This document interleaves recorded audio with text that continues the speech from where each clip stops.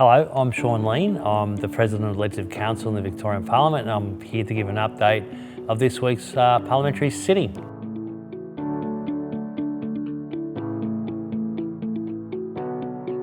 This week, rightly so, the sitting started with a condolence motion for the police officers who were killed at Port Punkah not that long ago.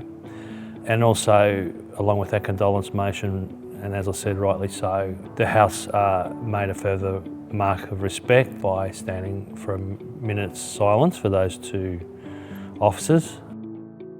The legislation that was debated and passed in this House this week was the Drugs, Poisons, Controlled Substances Amendment Bill, and this provides for the administration of drugs of dependence in Schedule 9, Schedule 8 and Schedule 4 poisons to persons accessing funded aged care services in residential aged care homes.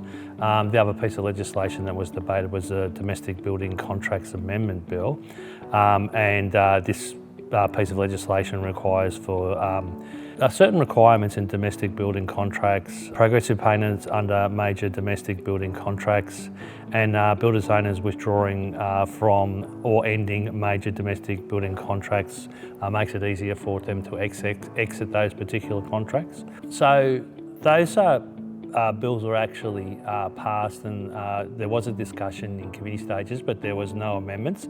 So they will now go off for royal assent of the Governor and will in time become legislation. Other topics that were debated in this chamber were outside of legislation, were local government bins, other types of bins, emergency services, levy protests, and tolling on utes. There was also a petition discussed which was around the Victorian Fisheries Authority's workforce changes. One thing that does happen in the Parliament every day in this chamber is what we call member statements, and I find it a really positive way to start the day. Is members from all around different political flavours get up and basically make a short statement which is usually about a really good group or a really good individual that are doing good work and assisting in other people, or assisting in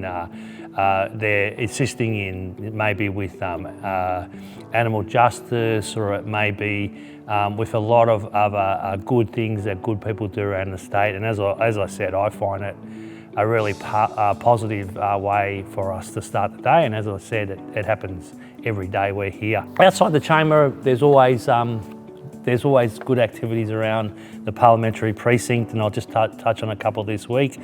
St John's Ambulance Victoria had a pop-up CPR event, and this was ahead of the World First Aid Day, and to celebrate 100 years of St John's youth program. So experts from St John gave lessons in refreshers in CPR, and we're really lucky to have them here for the staff and the MPs and the MP staff to be able to be exposed to that, and they're a great organisation, as everyone knows. We had a great Diwali exhibition in our Queen's Hall all this week, and that was part of 18 Indian and Hindu community organisations that put together that fantastic exhibition to celebrate the Festival of Light, which involves the traditional offering of gratitude through an elaborate arrangement of a number of delicacies. So once again, we're really fortunate and privileged to have those 18 groups put on that display and be able to talk to the MPs and staff as well. It was much appreciated. Next sitting week, some legislation that may be debated in this chamber, which came across from the Assembly, which they passed to our chamber, was a Casino and Gambling Legislation Amendment Bill and the Domestic Animals Amendment Bill. And I will give you an update on those pieces of legislation if they do get debated next sitting week, and give you an update of the next sitting week next time we meet.